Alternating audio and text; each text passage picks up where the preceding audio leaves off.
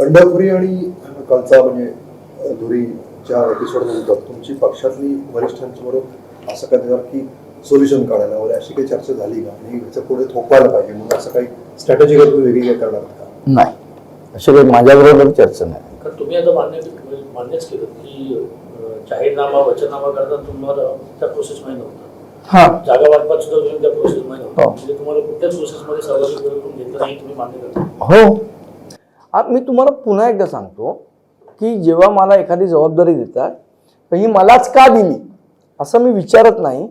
तर मला एखादी जबाबदारी नाही दिली तर हा विचारायचा माझ्याकडे अधिकार नाही आहे की मला ही का नाही दिली. समजा साहेबांना वाटलं की ह्या गोष्टीसाठी संदीप फिट आहे ते मलाच सांगतील ना.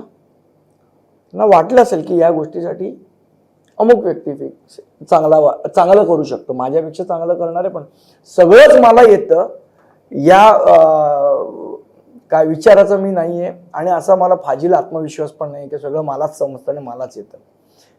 काही गोष्टी माझ्यापेक्षा चांगल्या नांदगावकर साहेब करत असतील, सरदेसाई साहेब करत असतील, निगोशिएशन साहेबांना वाटलं असेल की ते चांगलं पद्धतीने करू शकतात. संदीप गेला थोडा गरम डोक्याचा आहे, काहीतरी मूर्खपणा करून येईल असंही वाटलं असू शकतं. काही N number of reasons are there. किंवा तो खूप ॲग्रेसिव्ह जाईल तर जे कधी कधी घडणारी गोष्ट घडत नाही असं पण होऊ शकतं. सो त्यांना वाटलं नाही की ते मी चांगल्या पद्धतीने हाताळू शकेल तर त्यांना नाही वाटलं. It's okay. मग त्याच्यात काय मला राग येण्यासारखं काही नाही की बाबा ही गोष्ट मला का नाही करायला दिली तुम्ही आणि ही गोष्ट त्यांना का दिली.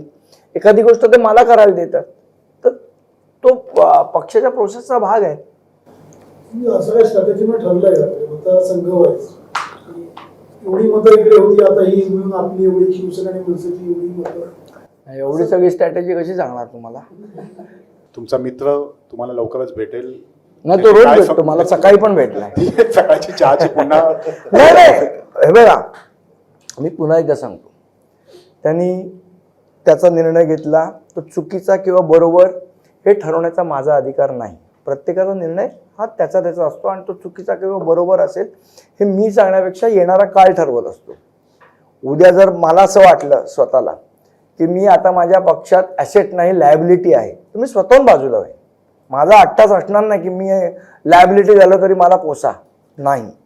जर माझ्या पक्षात मी ॲसेट म्हणून असीन तरच मी काम केलं पाहिजे. उद्या मी जर लायबिलिटी झालो माझ्या पक्षाला तर मी काम नाही केलं पाहिजे. आज एखादा खेळाडू त्या टीममध्ये ॲसेट म्हणून करत असेल तर तो पाहिजे त्या टीमला.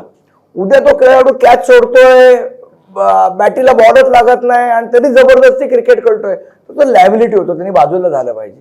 मला असं वाटतं मी कधी ॲसेट आहे आणि कधी लायबिलिटी आहे हे देवदयाने मला कळेल आणि तेव्हा निश्चितपणे मी बाजूला होईल. लायबिलिटी झाल्यानंतर तुम्ही वेगळ्या पक्षाचा विचार करणार का? नाही, मी तुम्हाला सांगतो की एखाद्या पक्षामध्ये ॲसेट असणं हे मला असं वाटतं खूप गर्वाची गोष्ट आहे. जर त्या पक्षात तुम्हाला वाटायला लागलं की आता आपण ॲसेट नाही होत, आपल्यामुळे पक्षाला अडचणी तयार होत आहेत, देन युअर लायबिलिटी.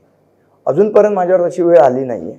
ज्या वेळ आणि देव कोर माझ्यावर तशी वेळ न येऊ आली तर त्यावेळेला काय निर्णय घ्यायचा तुम्ही घेईन. उत्पादक आहेत विश्वासराव आरोटे. मोबाईल नंबर आहे 9423 38 85 08. दुसरा मोबाईल नंबर 9423 46 72 72.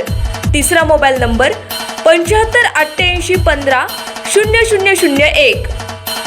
वेबसाईट आहे sgavkari.com. मेल आयडी आहे AKLgavkari@gmail.com.